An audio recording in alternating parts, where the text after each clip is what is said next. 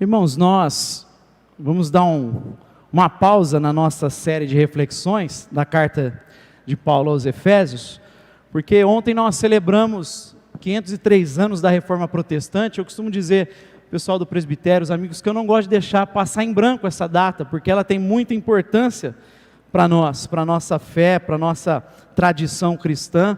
Então eu gostaria de falar algo em função dessa data, e aí eu convido você a abrir comigo em dois textos. Primeiro a gente vai ler carta de Paulo, a segunda carta de Paulo a Timóteo, 2 Timóteo capítulo 3, a gente vai ler primeiro o versículo de número 16, 2 Timóteo, capítulo 3, 16 e 17.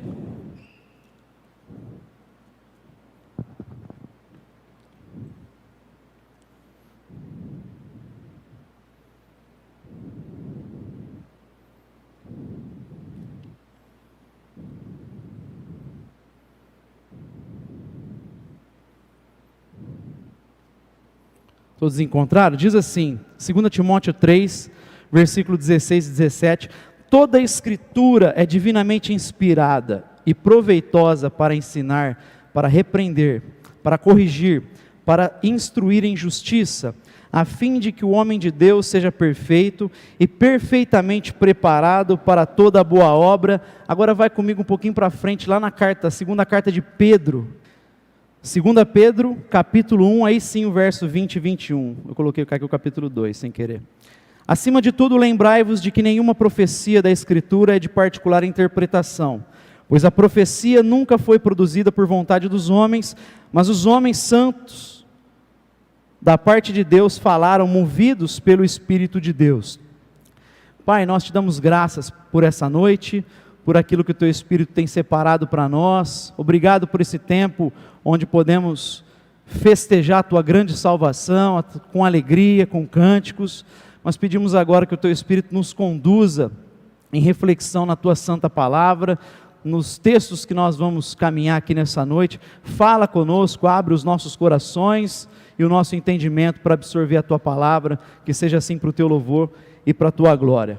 Meus irmãos, como eu falei, nós estamos celebrando a Reforma Protestante, e esses dois textos, não só eles, mas esses dois textos, eles são muito fundamentais para um dos pilares da Reforma Protestante, um dos principais pilares, que diz respeito à autoridade da Escritura, à autoridade da Bíblia como palavra de Deus, e que ficou conhecido posteriormente, formulado como sola Escritura, somente a Escritura, só ela tem autoridade, peso final, ela está acima de qualquer tipo de autoridade na igreja, está acima de tudo. Os reformadores estabeleceram esse princípio, mas é muito comum a gente ver no meio evangélico, as pessoas entenderem, tirarem o peso que a tradição possuía no passado, que era em pé de igualdade a Escritura, e no lugar disso, não ficar com a Bíblia, mas colocar como peso a sua própria subjetividade, os seus próprios pensamentos, os seus próprios desejos, fazer uma leitura individualista das Escrituras. Ou seja, em outras palavras, tem muita gente que confunde livre exame das Escrituras, porque a Bíblia foi entregue ao povo, e tem muita gente que confunde o livre exame com a livre interpretação das Escrituras. São duas coisas diferentes.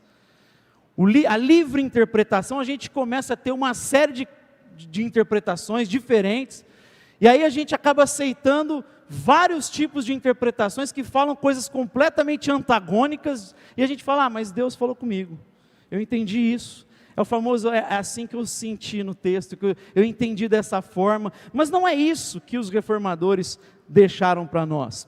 Eu me lembro que há alguns anos eu estava conversando com um amigo, e a gente estava falando de assalto, ele tinha passado por um assalto, estava na casa de um amigo lá no quintal, e aí uma turma reunida e assaltaram eles, e a gente começou a falar de assalto, e aí entrou no papel da polícia, e aí ele falou um momento lá que, mas um policial, a história foi caminhando a conversa, ele falou que um policial cristão, que de repente no serviço, no trabalho, atingisse um delinquente, um bandido, esse viesse a óbito, aquele policial estaria em pecado. ele não poderia fazer isso como um cristão. Ou ele defender a sua família, não poderia fazer isso como um cristão. E aí eu falei, cara, mas a Bíblia, em Paulo, vai dizer que tem uma função no Estado, é justamente de espada. O que espada fazia? É para punir o malfeitor, e para o louvor daquele que faz o bem, é para que haja justiça. A igreja é a comunidade do amor e da graça, mas o Estado é aquele que traz espada, porque como a gente já falou aqui várias vezes, o homem caído é mau.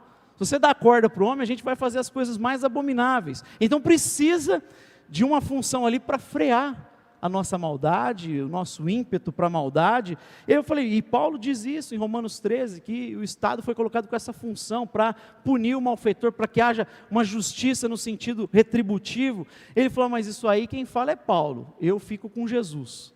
Aí eu falei, então eu nem vou continuar a conversa, porque a gente está olhando para o texto de maneiras diferentes. Eu estou indo para o texto entendendo que Paulo, Pedro, Tiago, eles são inspirados, como a gente acabou de ler.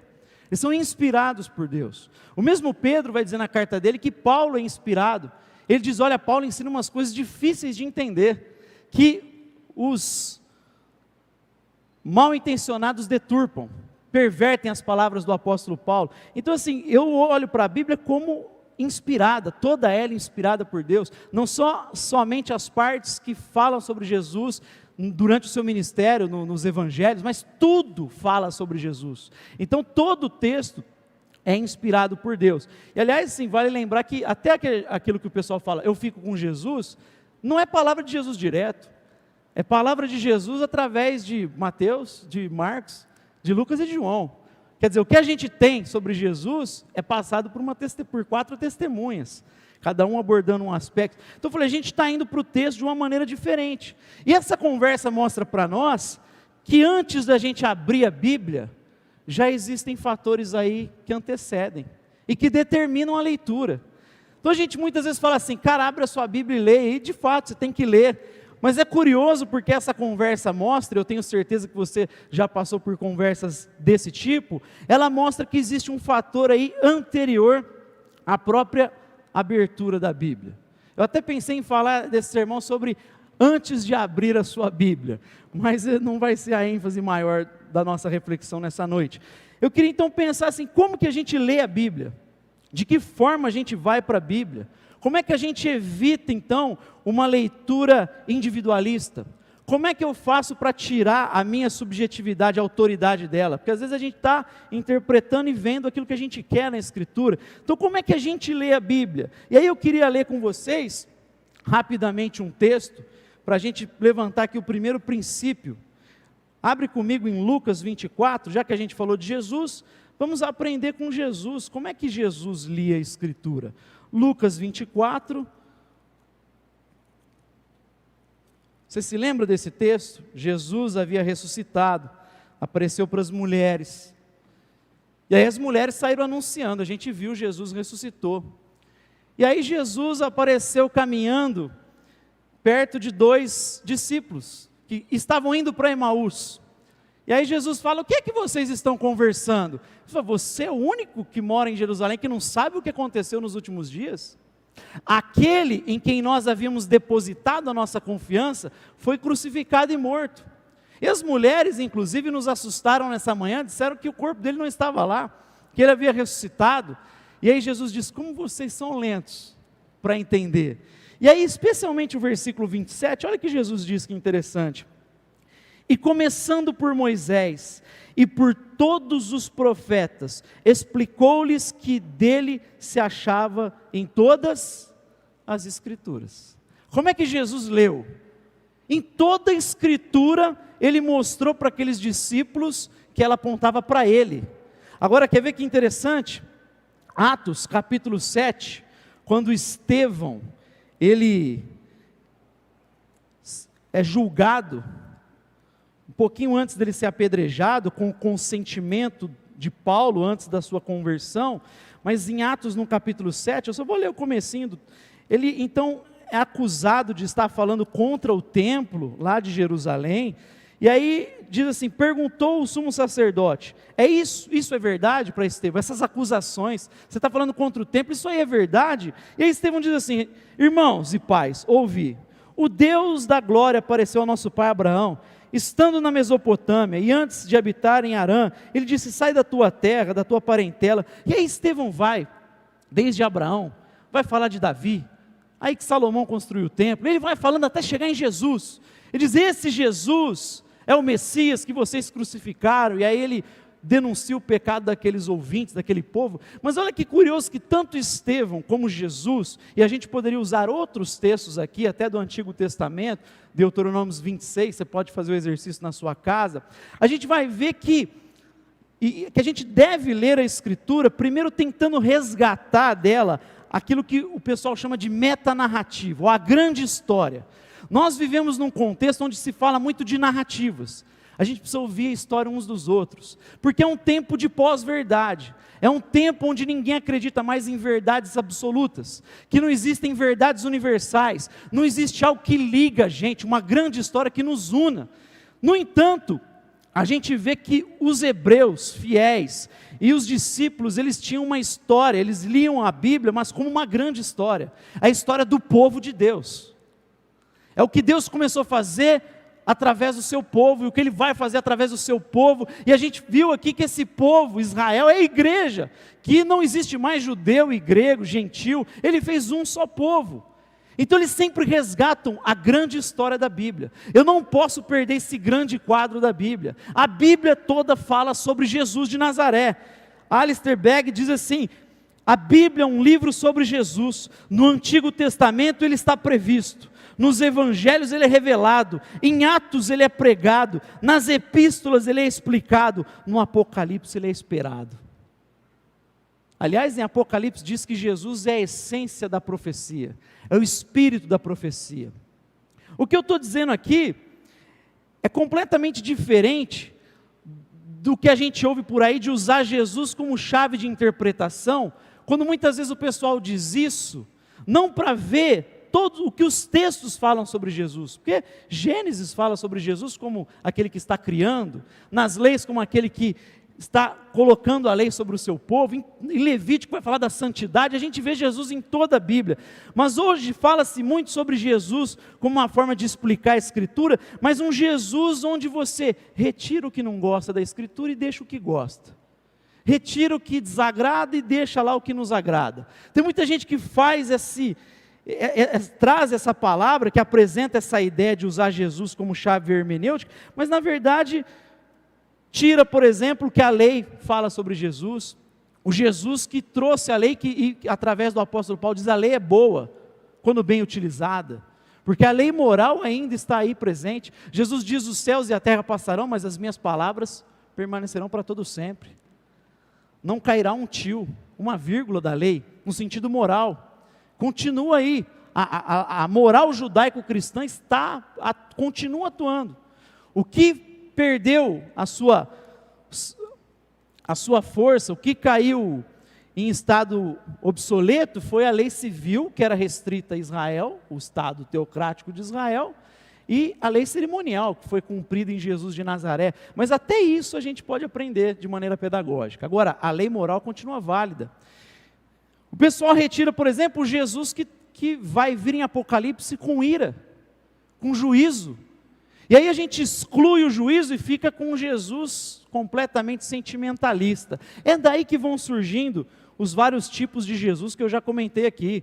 É o Jesus coach, que veio trazer regras para a gente ter êxito financeiro, sucesso na nossa empresa, no nosso negócio, porque o pessoal vai remodelando o Jesus conforme lhe apraz. É o Jesus revolucionário, é o Jesus sentimentalista, é o Jesus pacifista, como o meu amigo da conversa, é o Jesus pacifista que não pode fazer, você não pode proteger a sua casa, a polícia não tem autoridade. Jesus, e o próprio João Batista, quando perguntam a ele o que fazer, o soldado, ele não fala para eles deixarem de ser soldados, continua exercendo a função de vocês. Então assim, a gente vai pintando, por quê? Porque perde a grande história bíblica, a história que o homem foi criado à imagem de Deus, que o homem caiu em pecado, que Jesus é o nosso Salvador, e que Ele vai restaurar todas as coisas, por ocasião da sua vinda. A gente não pode perder esse quadro, esse grande quadro, criação, queda e redenção. A gente precisa manter isso. Isso nos impede de usar a Bíblia como uma espécie de livro de receitas. Então você vai lá, abre em Ruth, a irmã que está solteira vai abrir em Ruth para ver como é que ela faz para arrumar marido. Vou pegar alguma receitinha aqui com Ruth para conseguir um marido. Aí o cara vai lá, abre na história de Davi com Golias, eu vou aprender como vencer os meus gigantes. Só que se a gente precisa ler a Bíblia a partir da grande história, Davi, na verdade, não representa você e eu. Naquela história de Davi e Golias, sabe quem que a gente está? A gente está mais para os israelitas lá, que estão todos perdidos, lascados. Então, não tem como vencer o Golias. E aí Davi prefigura Jesus que vence por nós. Na grande história eu leio diferente a Escritura. Então eu não vou aprender com Davi como vencer os meus gigantes. Eu vou aprender com Davi que eu preciso confiar em Deus, porque Ele venceu os gigantes para mim. Amém? É diferente o modo como a gente vai para a Escritura. Então a gente evita esse Jesus reformulado, remodelado, mas evita usar a Escritura como um livro de receita. E sabe, gente, inclusive eu falei aqui que a nossa sociedade não acredita mais em verdades universais, absolutas, mas ao mesmo tempo ela é contraditória, porque o ser humano anela por verdade. Fala-se assim, não existe verdade, tudo é relativo. Mas logo em seguida diz assim, a gente precisa acabar com as fake news. Mas você não acredita em verdade, por que você está falando de fake news? Não acredita em verdade, por que ao mesmo tempo fala que não acredita em verdade e briga com as fake news? A gente fala, não, dá para viver o pluralismo, cada um tem a sua própria verdade, mas ao mesmo tempo a gente não consegue viver num estado sem estabilidade. Igual na pandemia, por exemplo, que a gente fica sempre na incerteza, o que vai acontecer? É horrível viver desse jeito, é muito ruim. Então ao mesmo tempo fala-se uma coisa, mas se busca outra, a gente se anela por outras coisas, a gente anela, por exemplo, pelo sagrado, pela transcendência. Pega as canções falando sobre isso, pega músicas do Renato Russo, o que ele fala, você sente essa transcendência, pessoas que não são cristãs, que não viveram dentro de uma igreja, estão cantando com um desejo pelo eterno, pelo transcendente, porque está impregnado no ser humano, é intrínseco a nós. Eclesiastes 3:11 diz, Deus colocou a eternidade, carimbou ela no coração do homem, por isso que, se ele não se curva a Deus, ele vai se curvar aos ídolos. E aí a gente precisava inclusive usar isso aí, e mostrar para as pessoas, até sem a Bíblia, como essa grande narrativa está presente até nas culturas, nos mitos, nos contos de fada. A gente falou assim, a gente está perdido, precisa de um salvador para nos resgatar. Olha os contos de fada, está lá a princesa, o dragão no meio do caminho, e ela está esperando o príncipe salvar ela, acabar com o dragão. Você vê que parece que essa ideia fica impregnada. Você pega o Mario Bros, tem essa ideia lá também, né? Até no game tem essa ideia. Se olhar os mitos, tem essa ideia. O Don Richardson, ele fala que, inclusive, a ideia de um Deus que se sacrifica está presente em várias religiões antigas. Krishna, tem uma ideia de um Deus que sacrifica, ele fala, o que a gente precisa fazer é pegar esse arquétipo que Deus colocou pela graça dele, e só falar quem é. Esse Deus é Cristo Jesus. Ele é Deus encarnado. Então assim, a gente tem a chance, inclusive, não só de ler a Bíblia, mas de mostrar para as pessoas essa grande história que elas anelam, que elas anseiam. A gente tem a possibilidade de ministrar ainda, falando desse desejo das pessoas, essa demanda por significado, por verdade, essa demanda por unificação. Então como é que a gente lê? Primeiro, nunca perca de vista a grande história bíblica. Criação, queda, redenção, restauração. Vai para a Bíblia sempre com o grande quadro, porque a Bíblia está falando disso. Principalmente essa é a história que amarra toda a história bíblica.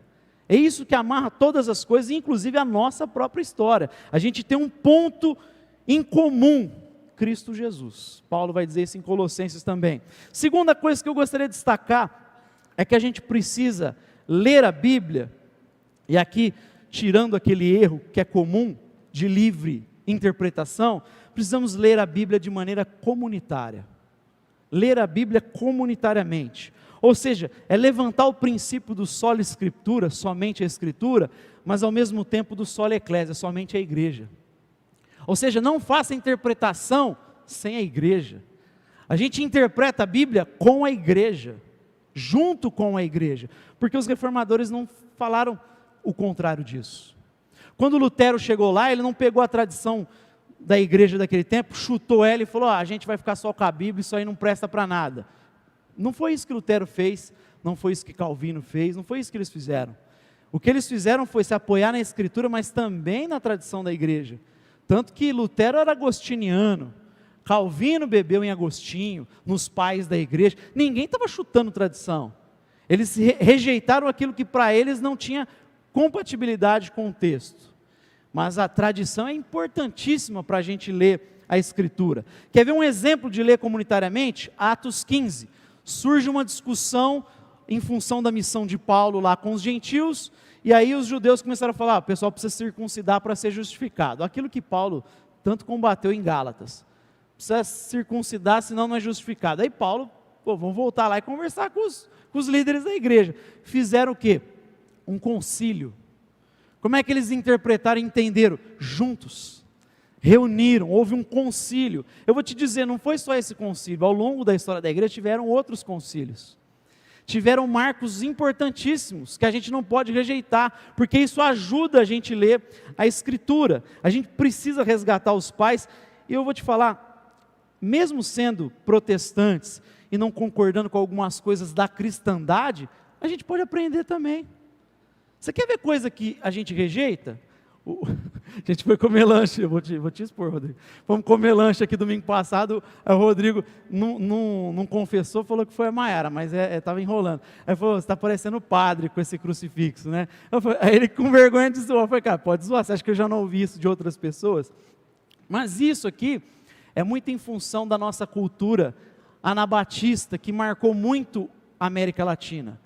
Que assim, os anabatistas eram o pessoal da reforma radical. Luterano, calvinista, eles mantiveram muitas coisas, especialmente a anglicana. Mas a reforma radical anabatista, ela chutou tudo, tudo. O Dom Robson Cavalcante dizia assim, ele falou assim, o que os católicos são, nós somos o contrário. Tipo, eles criaram uma identidade por antagonismo. Aí ele fala assim, se tornaram feios por convicção. Tipo, porque perderam a arte sacra, a beleza, os símbolos.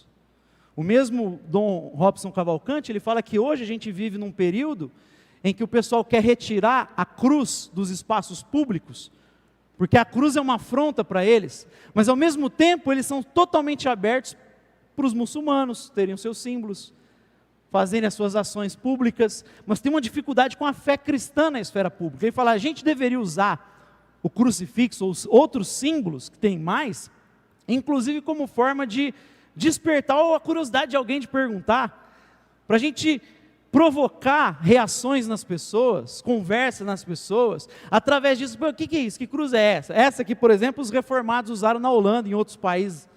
E ela tem um significado muito legal, porque ela não fala só do Cristo Redentor, fala do Criador. A gente pode falar muito usando um símbolo para as pessoas. O Robson Cavalcante usava inclusive a gola clerical, todo aquele aparato anglicano. Ele fala, por causa disso, eu já fiz aconselhamento em avião, porque o piloto estava em depressão. Eu até fui para me salvar também, né? Fui lá conversar com ele, para a gente terminar a viagem. Já fiz aconselhamento em aeroporto, em avião, já fiz casamento. Por causa, a pessoa me vê, fala, deve ser um religioso, um padre, não sabe o que é na cultura brasileira, conhece pouco a anglicana. O que é? Aí é a chance dele pregar o evangelho, dele aconselhar pessoas, ajudar pessoas. Ele fala, ele insiste nos textos dele que a gente deveria ser provocativo nesse sentido, como forma inclusive de resistência a essa ação secularista de retirada do cristianismo da esfera pública. Você quer ver outra coisa que a gente pode fazer e aprender? Com os ortodoxos. Agora você vai ficar às vezes, como assim? Já viu católico orando? Faz, a hora que termina lá o ortodoxo faz isso, né? O católico ele vai usar as pontas, mas o ortodoxo ele faz assim, quando ele termina. É curioso porque ele está às vezes orando em silêncio depois de uma refeição, publicamente, mas quando ele termina as pessoas veem que ele está fazendo o sinal da cruz. E às vezes fala, não, eu não faço isso porque eu sou crente. Mas sabe o que significa isso? Eles usam 3 dedos assim e 2 fechados. Sabe o que isso significa? Os 3 dedos da Santíssima Trindade. Os 2 fechados, a natureza de Jesus, 100% homem, 100% Deus. Aí eles falam, abençoa a minha mente, abençoa os meus sentimentos e abençoa as minhas forças. Te pergunto, qual é o problema de fazer isso? Por que a gente tem problema como evangélico de fazer isso? Você vai estar até instigando as pessoas ao seu redor para perguntar o que é isso. E você vai dar uma oportunidade de falar de Cristo Jesus. O problema de fazer essas coisas é fazer no automático sem saber o que você está fazendo. Mas consciente fazendo isso, eu não vejo problema algum. Inclusive, eu acho que a gente deveria começar a fazer essas coisas aí na esfera pública. Se a gente quer ser cristão e resistir ao secularismo, resistir a esse crescimento grande dos muçulmanos, a gente precisa falar da nossa fé. Então, assim, a gente pode aprender com a beleza da igreja. Se a gente fosse ler a carta de Efésios, seria o capítulo 3, onde Paulo fala da multiplaforme sabedoria de Deus. A ideia ali é de tapeçaria, sabe, quando o pessoal cheio de cores, é a ideia de flores, a diversidade de flores. A palavra grega tem a ver com a diversidade de flores na criação. E Paulo fala, essa é a igreja, tem múltiplas cores, múltiplas formas. Deus não é Deus somente da igreja Projeto Raiz. Deus tem filhos espalhados no mundo, e a gente pode aprender com isso, inclusive. Aprender com a tradição, ler a Bíblia, não só usando aprendendo com os irmãos, alguns símbolos, algumas coisas, mas inclusive lendo através de credos, de confissões de fé. Para nós evangélicos é um negócio tão, nossa, coisa tradicional, pastor. Você sabe que eu já fui muito questionador das coisas, eu já fui do lado de ser meio radical, de achar que o templo era até desnecessário. Mas conforme a gente vai lendo e vendo que a cultura, a igreja como instituição já está impregnada há tantos milênios, que no final eu falo assim, que besteira, cara. Tem que fortalecer a igreja mesmo. Ela tem que ter uma voz na sociedade. E quanto mais a gente vai lendo, mais vai concordando com muita coisa da tradição cristã. Evita a gente fazer uma leitura individualista demais e falar bobagem. Quer ver um exemplo? O credo apostólico, eu creio em Deus Pai Todo-Poderoso, o Criador dos céus e da terra, em Jesus Cristo, seu único Filho, nosso Senhor, o qual foi concebido, enfim. Lá vai falar de Deus Pai, do Espírito Santo, de Cristo Jesus, do Espírito Santo. Eu creio na Santa Igreja Universal. Não é do Edir Macedo, não, é no sentido pleno. A igreja que existe há milênios, é a igreja triunfante, a igreja daqueles que já estão com Cristo, é crer nessa igreja que nós fazemos parte e usar a riqueza que a gente tem disponível, as ferramentas que a gente tem. O credo apostólico, ele traz verdades que a própria Bíblia fala. Então, lembra lá do exemplo do meu amigo da conversa, eu falei, eu vou para a Bíblia com uma fé. Realmente, eu estou levando uma crença antes de abrir o livro. Qual? Que a Bíblia é inspirada.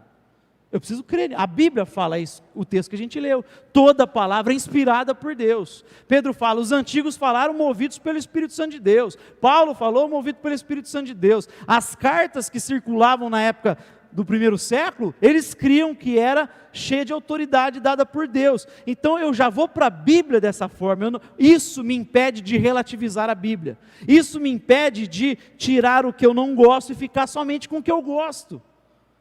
Eu usar os credos, eu usar os concílios, eu usar as confissões de fé, que elas têm um caráter. O credo, vamos dizer assim, todo mundo crê no credo. O católico, o romano, o ortodoxo, o protestante. Não tem ninguém que não crê nas verdades do credo. Ele nos ajuda, inclusive, como uma espécie de óculos para ler a Bíblia. Ajuda muito nesse sentido. Mas as confissões de fé, como o Catecismo de Heidelberg, que faz várias perguntas da fé cristã e vai respondendo. Tem gente que usa o Catecismo de Heidelberg para fazer escola dominical o ano inteiro. 500 anos eles usam essa ferramenta, e estudam durante 52 domingos, falando só de textos bíblicos, da fé cristã. Então assim, lê a Bíblia, mas não se esquece que você faz parte de uma igreja que não começou há 500 anos. A gente está celebrando 503 anos, mas não começou há 503 anos a igreja. Atrás tem 1.500 anos de Lutero. Tem muita coisa que vai abençoar a nossa vida, se a gente for meditar. Você acha que as crises que a gente passa, não passaram lá? Teve ninguém pervertendo a Bíblia, não tinha ninguém querendo tirar o Jesus irado e pôr o Jesus sentimental. Já tinha lá nos primeiros séculos gente fazendo isso. O Alistair McGrath, ele diz que não tem nenhuma heresia nova. O pessoal só vai invernizando, mas é tudo as heresias antigas, que vai voltando com outra cara. Mas a gente pesquisar, é tudo heresia antiga. E aí a gente, como que combate esses atuais? Olhando como eles combateram no passado. Então leia a Bíblia com a igreja histórica, mas leia a Bíblia com a sua comunidade de fé, a presente agora. Nesse caso é que a gente faz parte, Igreja Projeto Raízes. É ler de maneira local. Atos 19, a gente inclusive meditou esse texto na abertura de Éfeso, a missão de Paulo em Éfeso. O versículo 9 de Atos 19 diz assim que ele saiu da sinagoga e passou a ensinar diariamente na escola de Tirano. E esse ensinar, o verbo grego aí, tem a ver com uma troca, tem a ver com dialética, no sentido ele falava, o outro trazia, eles chegavam a uma conclusão, qual era a ideia forte, a ideia correta, um contraste de ideias. Não era assim, a Valéria fala, eu senti isso no texto, eu entendo assim, eu falo, mas eu entendo assim, tá certo. Aqueles estudos bíblicos, como é que você entende o texto? Eu entendo assim, eu entendo assado. É duas coisas contraditórias, e a gente, beleza. Não, se é contraditório, não pode estar certo os dois, alguém está errado ali. E é isso que Paulo estava fazendo lá em Éfeso. A ideia de que se A é verdade, menos A não tem como ser verdade, é mentira. Sempre os seres humanos pensaram dessa forma. A coisa mudou de alguns séculos para cá. Mas assim, o raciocínio lógico, a ideia lá é de raciocínio lógico. Paulo está ensinando, fazendo uma troca.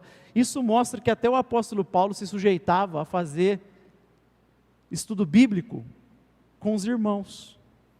Você vê que ele começou a missão, mas ele faz com os irmãos ali. Ele acha os apóstolos, os discípulos que havia ali, ora, o Espírito Santo vem sobre eles, mas ele faz o estudo bíblico ensinando, mas fazendo diálogo, troca, chegando a uma conclusão. Por isso é importantíssimo a gente ler a Bíblia em comunidade. O que o Raízes crê? Como é que é a nossa fé? A gente crê em quê? Qual que é a confissão de fé dessa igreja? A gente se apoia em alguma coisa do passado? A gente concorda com os reformadores? A gente concorda com os pais da igreja? Em que a gente concorda? No que a gente discorda? Você sabe que a gente tem que fazer esse exercício como igreja, e você vai aprendendo, mas especialmente como igreja, porque não é só aprender, é viver, amém? E na igreja a gente corrige um ao outro, para a gente poder viver e encarnar essa fé, encarnar o cristianismo, encarnar o evangelho. João 7,17, Jesus fala assim, você quer saber se o meu ensino é verdadeiro? Pratica. Sabe como que você vai saber se o que eu estou falando vem de Deus? Encarna isso que você vai ver. Abraça essas verdades na sua vida que você vai ver. Então na igreja a gente aprende não só as verdades bíblicas, mas a gente abraça elas e passa a viver essas verdades. A gente encarna essas verdades porque os irmãos vão nos corrigindo no caminho. A correção é tanto de ensino como de ética, de modo de viver. Envolve as duas coisas. Não faça essa separação de prática e teoria, porque toda prática tem uma teoria por trás. Não existe pessoa sem teoria. Não é isso que eu estou falando, eu não estou fazendo essa diferença gritante. Só estou dizendo que a gente tem que aprender, mas acima de tudo, encarnar a verdade. E por fim, meus irmãos, evidentemente, a gente lê em oração. A gente abre a Escritura em oração. Porque por mais que a igreja nos auxilie, por mais que os irmãos conosco nos ajudem, contribuem com o dom deles, com a percepção deles, e a gente vai percebendo e contrastando ideias para chegar numa verdade, a gente só assimila a verdade se o Espírito Santo despertá-la no nosso coração. Não precisa abrir, 1 Coríntios 12,3, ninguém diz Jesus Cristo é o Senhor, a não ser pelo Espírito de Deus. Você só fala assim, Jesus Cristo é o Senhor, se o Espírito Santo te revelar essa verdade. Você só dobra os joelhos se o Espírito Santo abrir a tua mente, o teu coração. Lucas 24:31, o texto que eu falei de Jesus ensinando a Escritura. O texto fala que ele expôs a Escritura desde a lei, passou pelos profetas, e aí os discípulos não reconheceram ele no caminho. E aí ele entrou para comer, a hora que ele partiu o pão, os olhos deles foram abertos. Foram iluminados pelo Espírito de Deus. E aí Jesus nem ficou, desapareceu, e eles, porventura, ele não vinha falando no caminho, enquanto o nosso coração queimava, ardia. Mas aí o Espírito Santo vem e tira a escama, tira a cegueira, como fez com Paulo, gente. Paulo conhecia demais a Escritura, mas mesmo conhecendo a Escritura, que falava, toda ela, sobre Jesus, ele foi contra Jesus. Por que ele caiu e reconheceu? Porque Jesus apareceu para ele, senão, não é isso aqui, é Espírito Santo de Deus, é iluminação.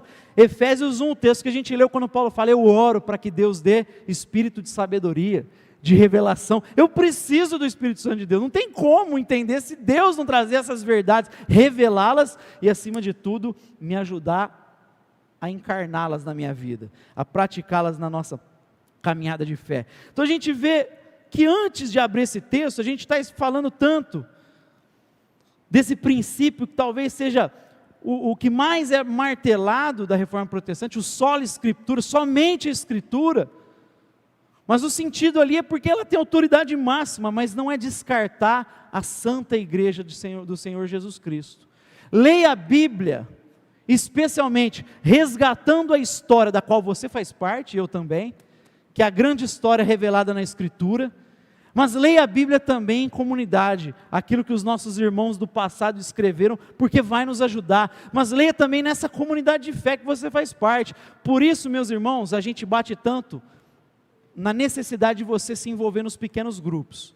Aliás, quem que é de pequeno grupo? Levanta a mão, por favor, Priscila, Moisés, a Elinei, tem mais alguém aqui de pequeno grupo? Que tá, a Malu, Priscila, não, o Danilo e a Priscila são do mesmo grupo, a Malu, o Moisés, a Malu reúne de segunda-feira, virtualmente, a gente está fazendo live, inclusive a gente está falando já de adquirir o Zoom para ficar padronizado, que é a melhor ferramenta hoje, a igreja vai adquirir essa ferramenta, né, para a gente utilizá-la. Então, se você tem um grupo da Malu de segunda-feira, que eles vão meditar em alguns textos, e ontem a gente se sentou com o Adriano aqui, inclusive, para repensar como que a gente vai fazer isso, porque cada grupo tem a sua necessidade, e live já muda toda a configuração, né? A gente tem que repensar tudo. Ele vai conversar um por um, ele falou, para a gente se ajustar, mas você tem o grupo da Malu de segunda-feira, você tem o grupo do Moisés de terça-feira, você tem o grupo da Elinei de terça, quinzenal, está quinzenal ainda, você tem o grupo da Priscila de segunda-feira também, aí você tem o grupo do Glauco de quarta, ele está participando junto? Ele tinha um grupo dele antes dos jovens de quarta-feira, agora eles estão reunindo junto segunda-feira com o da Priscila, por conta da pandemia, algumas pessoas não estão conseguindo participar. Mas por que a gente fala dos grupos? Porque é justamente no grupo que você vai aprender mais. É justamente no grupo que você vai poder falar assim, cara, eu não entendi o que o Levi falou domingo, que esse negócio de... Aí você vai poder perguntar lá. Eu não entendi esse texto aqui, o que Paulo quer dizer com isso? É lá que você vai aprender. Mais do que isso, é falar assim, cara, eu estou com um problemaço, a pandemia me deixou no vermelho, estou com muita dificuldade, é lá que os irmãos vão orar por você, é lá que eles vão levantar as necessidades e a igreja vai poder apoiar. Por isso é importantíssimo a gente estar em grupos, em pequenos grupos. Então leia a Bíblia com seus irmãos aqui, não só da história, mas aqui, especialmente aqui que a gente pode ter essa troca, e em oração, contando com a outra comunidade, sabe qual? A comunidade da Santíssima Trindade. A gente lê a Bíblia contando com o Pai, com o Filho e com o Espírito Santo, que nos ajudam. Eu termino com uma citação do grande C.S. Lewis, ele diz assim, Deus só pode se revelar verdadeiramente para homens de verdade. Isso não significa apenas homens individualmente bons, mas homens unidos entre si num único corpo, amando-se e auxiliando-se mutuamente, revelando Deus uns aos outros. Pois é assim que Deus quer que a humanidade seja, como os músicos de uma orquestra, como os órgãos de um corpo. Em consequência, o único instrumento verdadeiramente adequado para conhecer Deus é a comunidade cristã como um todo, a comunidade dos que juntos o aguardam. Numa analogia, a fraternidade cristã é o equipamento técnico dessa ciência, os apetrechos do laboratório. Por isso as pessoas que ano sim, ano não, lançam uma versão flagrantemente simplificada da religião, na tentativa de substituir a tradição cristã, estão perdendo completamente o seu tempo. São como o sujeito que, contando apenas com um velho binóculo, resolve corrigir toda a comunidade dos astrônomos. Pode ser que esse sujeito seja bastante inteligente, talvez até mais inteligente do que alguns astrônomos de verdade, mas ele próprio se sabota. Em 2 anos estará esquecido, enquanto a verdadeira ciência continuará de pé. Então, não abra mão dessa grande orquestra que o Luiz está falando. Essa grande orquestra é a igreja atual e a igreja histórica. Eu oro para que Deus nos dê graça, para que a gente não caia no erro de nos tornarmos individualistas. A gente ter essa leitura egocêntrica, individualista, o nosso mundo, e tentar buscar somente aquilo que satisfaz a nossa alma, o nosso coração. A gente é chamado para viver dentro da grande orquestra, amém? Pai, nós te damos graças pela tua santa palavra,